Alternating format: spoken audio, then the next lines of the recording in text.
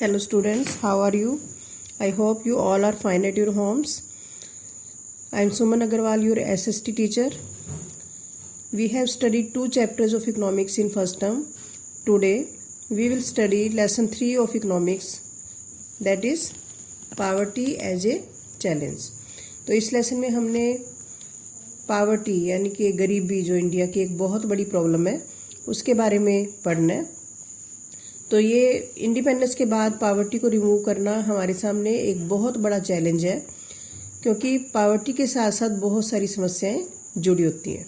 तो इस लेसन में हमने क्या पढ़ना है कि पावर्टी क्या होती है और इंडिया में हम पावर्टी को कैसे मेज़र करते हैं और इसको हम कैसे रोक सकते हैं, और जो सोशल साइंटिस्ट हैं वो किस नज़रिए से पावर्टी को देखते हैं।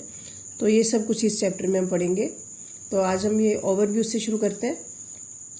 This chapter deals with one of the most difficult challenge faced by independent India, poverty.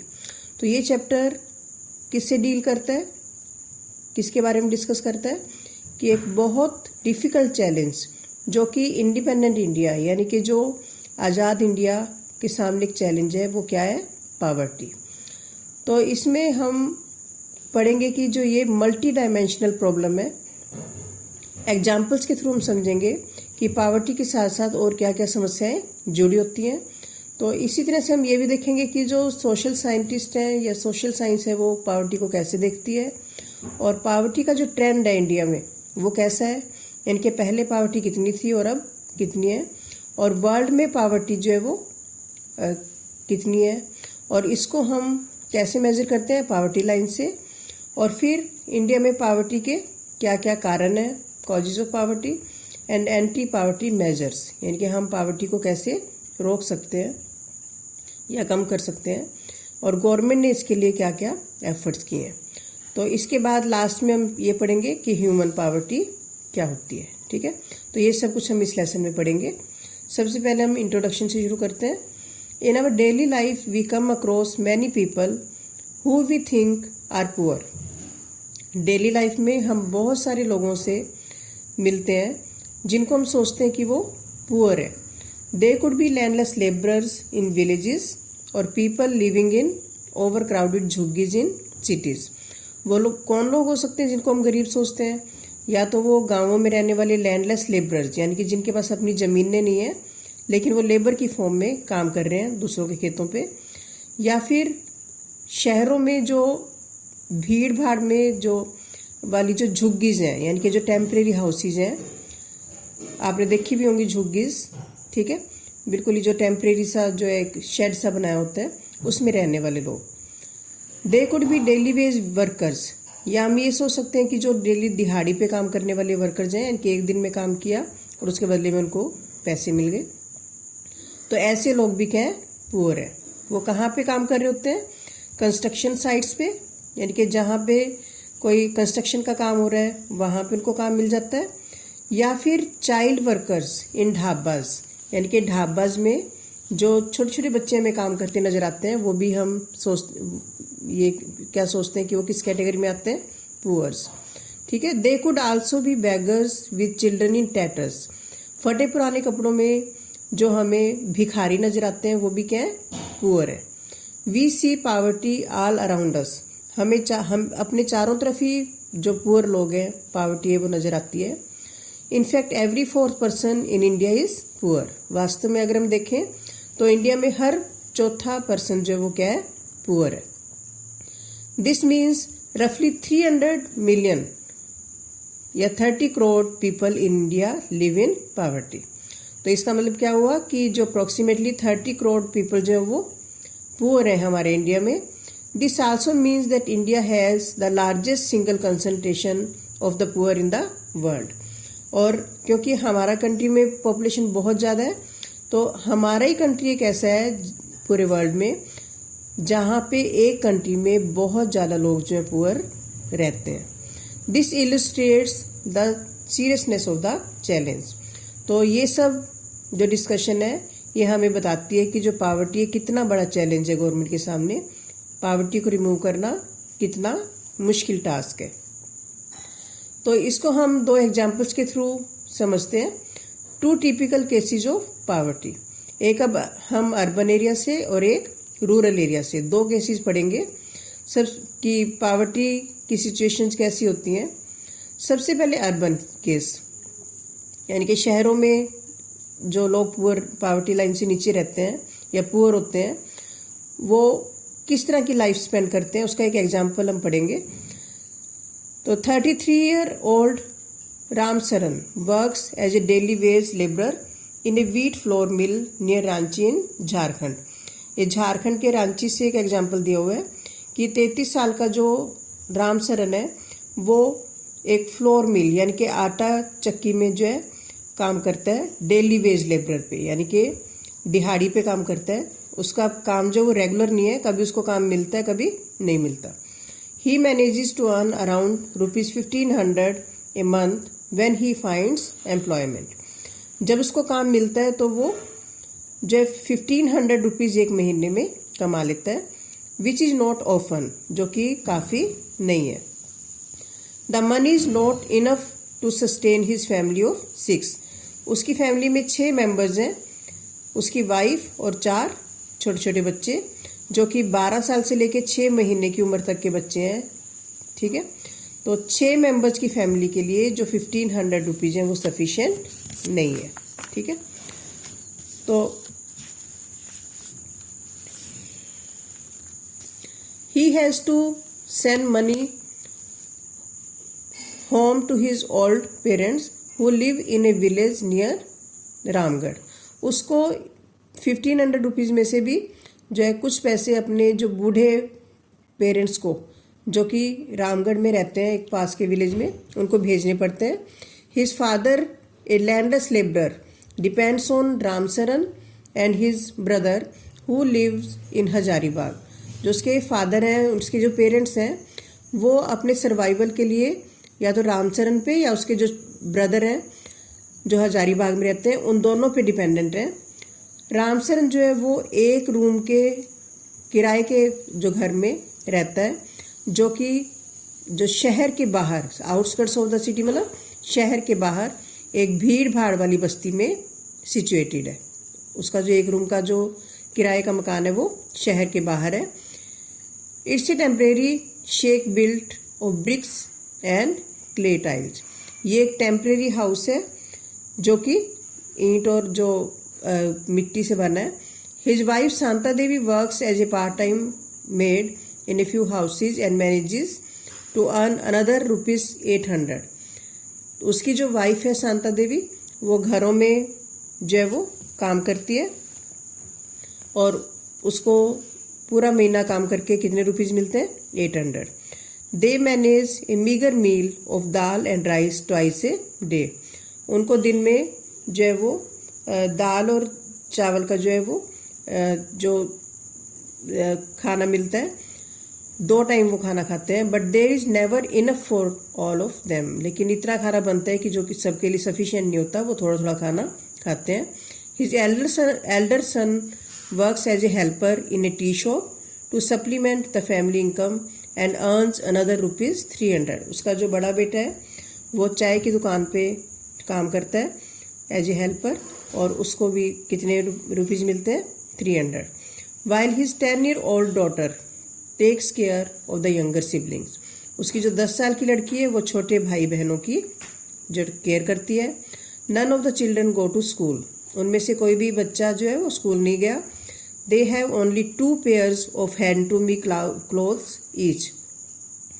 उन सभी बच्चों के पास 2 जोड़ी कपड़े हैं, जिसको ज़रूरत होती है वो उसका यूज़ कर लेता है। New ones are bought only when the old clothes become unwearable. नए कपड़े तभी खरीदे जाते हैं जब पुराने कपड़े पहनने के लायक नहीं रहते। Shoes are a luxury. उनके लिए जो जूते हैं वो लग्जरी हैं। जूते नहीं है उनके पास, अगर वो मिल जाते हैं तो उनके लिए बहुत लग्जरी के समान है। The younger kids are undernourished. जो छोटे बच्चे हैं वो अंडर नॉरिश्ड हैं, उनको न्यूट्रिटिव खाना नहीं मिलता। They have no access to health care when they fall ill. तो जब उनमें से कोई बच्चा बीमार पड़ जाता है तो उनको हेल्थ केयर भी नहीं मिलती। तो ये हमने अर्बन एरिया से एक एग्जाम्पल पढ़ा कि पुअर फैमिली में जो लोग अपना कैसे कैसे गुजारा करते हैं। तो ये हमने एक जो लेबरर का एग्जाम्पल पढ़ा। अब दूसरा एग्जाम्पल हम पढ़ेंगे रूरल एरिया से, यानी कि विलेजेस से। रूरल एरिया में Lakha Singh belongs to a small village near Meerut in UP. जो लखा सिंह का एग्जाम्पल हम पढ़ रहे हैं, जो कि यूपी में मेरठ के पास एक छोटे से गांव में रहता है। His family does not own any land. उसकी फैमिली के पास कोई भी जमीन नहीं है। So they do odd jobs for the big farmers. इसलिए वो बड़े बड़े फार्मर्स के लिए जो है काम करते हैं, जो भी वो बोल देते हैं वो काम करते हैं। Work is erratic and so is income. उनका जो काम है वो रेगुलर नहीं है, पूरा साल उनको काम नहीं मिलता और इसी तरह से उनकी इनकम है, इनकम भी रेगुलर नहीं है। At times they get paid ₹50 for a hard day's work. पूरा दिन मेहनत से काम करके उनको कितने पैसे मिलते हैं? केवल ₹50। But often it's in kind like a few kilograms of wheat or dal or even vegetables for toiling in the farm throughout the day।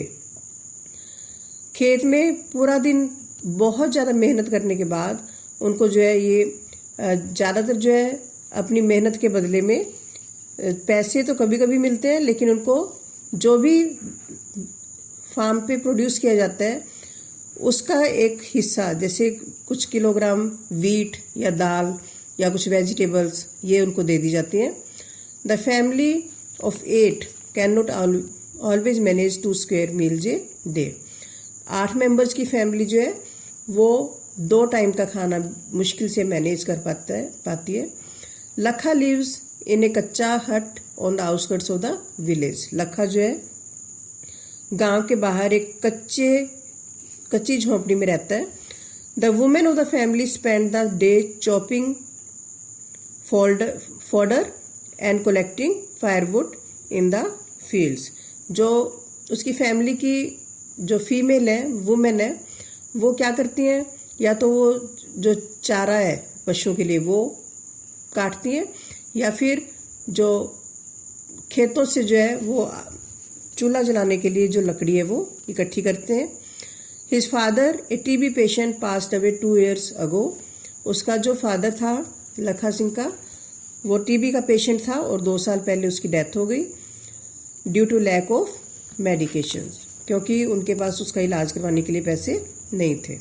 His mother now suffers from the same disease. उसकी mother को भी अब वही बीमारी है TB की।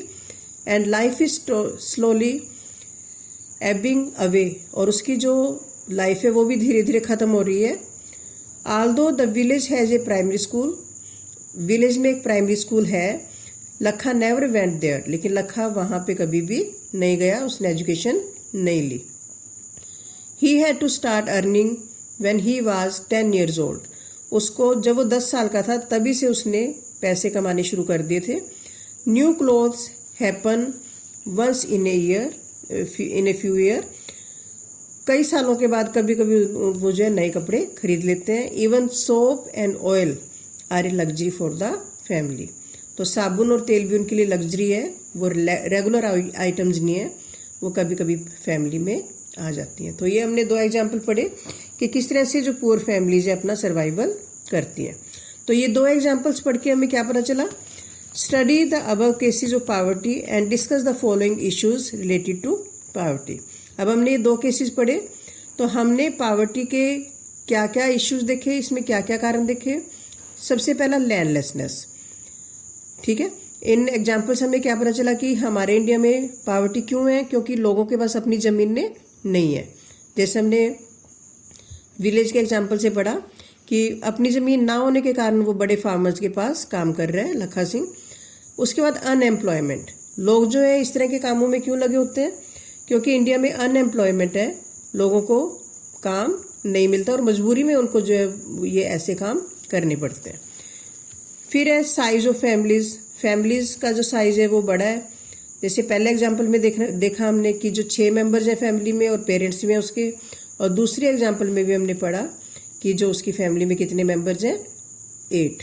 तो अगर फैमिली का साइज बड़ा होगा तो अर्निंग जो है वो डिवाइड हो जाएगी, इसलिए ये भी एक पॉवर्टी का कारण है।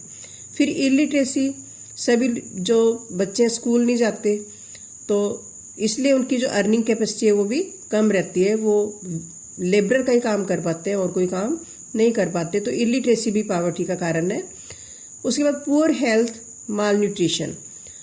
इंडिया में जो लोग पुअर हैं उनकी हेल्थ भी पुअर है, यानी कि वो माल न्यूट्रिशन यानी कि जो उनको न्यूट्रिटिव खाना नहीं मिलता, ये भी एक पॉवर्टी का कारण है। फिर चाइल्ड लेबर, बच्चों से काम लिया जाता है, या तो वो खेतों में काम करते हैं, ढाबों में काम करते हैं, या फिर अपने छोटे भाई बहन की जो उनकी केयर करते हैं। तो बच्चों को भी स्कूल भेजने की बजाय उनसे लेबर का काम करवाया जाता है, ये भी एक पॉवर्टी का कारण है। फिर हेल्पलेसनेस, हेल्पलेस हैं लोग और कोई चारा ही नहीं है उनके पास, ठीक है। तो इस सिचुएशन से बाहर निकलने के लिए उनके पास और कोई सोल्यूशन ही नहीं है, इसलिए वो हेल्पलेस हैं, इसलिए वो इस तरह के काम में लगे होते हैं। और इंडिया में क्या है, पॉवर्टी है। तो ये हमने सभी इन 2 एग्जाम्पल से पढ़ा कि इंडिया में इन सब कारणों से पॉवर्टी हो सकती है, ठीक है। तो इसके बाद देखो, these 2 typical cases illustrate many dimensions of poverty. तो ये सभी जो हमने पढ़े, अभी डिस्कस किए, ये 2 केसेस जो हमने पढ़े पॉवर्टी के, इसमें हमने जो है वो मैनी डायमेंशन, जो पॉवर्टी के कई डायमेंशन है, कोई एक डायमेंशन नहीं है, कोई एक कारण नहीं है, बहुत सारे कारण है। दे show that poverty means hunger. हम किसको पुअर बोल सकते हैं? जिसको भरपेट खाना नहीं मिलता, पॉवर्टी का मतलब है hunger. And lack of shelter, उनके पास कोई परमानेंट हाउस नहीं होता, लैक ऑफ शेल्टर, उसको भी हम पॉवर्टी का एक जो डायमेंशन मान सकते हैं। It also is a situation in which parents are not able to send their children to school. ये पॉवर्टी वो सिचुएशन है जिसमें जो पेरेंट्स हैं वो अपने बच्चों को स्कूल नहीं भेज पाते, और a situation where sick people can not afford treatment, या जो गरीब परिवार है, गरीब लोग हैं, वो अगर बीमार पड़ जाते हैं, अगर वो उसका ट्रीटमेंट अफोर्ड नहीं करते, तब भी वो क्या है, पुअर है। Poverty also means lack of clean water and sanitation facilities. Poverty का ये भी मतलब है कि लोग जो है, लोगों के पास साफ पीने का पानी नहीं है और सफाई नहीं है, उनके आसपास सैनिटेशन फैसिलिटीज नहीं है, वो गंदगी में ही रहते हैं। It also means lack of a regular job at a minimum decent level. तो अगर लोगों को जो है रेगुलर जॉब्स भी नहीं मिलती तो भी वो क्या है, पुअर है। Above all it means living with a sense of helplessness. तो इन सब से क्या मतलब निकलता है कि अगर कोई पर्सन हेल्पलेसनेस से रहता है, यानी कि उसको जो अपनी लाइफ के जो काम से सेटिस्फेक्शन नहीं है, उसका जो लिविंग स्टैंडर्ड है ऐसा है कि वो अपने आप को हेल्पलेस फील करता है, तो वो क्या है, पुअर है। Poor people are in a situation in which they are ill treated at almost every place.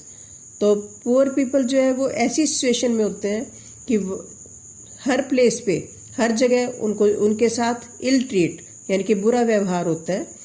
In farms, मतलब अगर वो फार्म्स पे काम कर रहे हैं किसी बड़े फार्मर के, वहाँ पे उनके साथ अच्छा बिहेवियर नहीं होता, फैक्ट्रीज में अच्छा बिहेवियर नहीं होता, गवर्नमेंट ऑफिसेज में जो है गरीब लोगों का के साथ अच्छा बिहेवियर नहीं होता, हॉस्पिटल्स में, रेलवे स्टेशन पे, हम हर जगह देखते हैं कि जो गरीब लोग हैं, जो पुअर है, उनके साथ अच्छा बिहेवियर नहीं होता। Obviously nobody would like to live in poverty, इसलिए कोई भी पर्सन पॉवर्टी में रहना नहीं चाहेगा।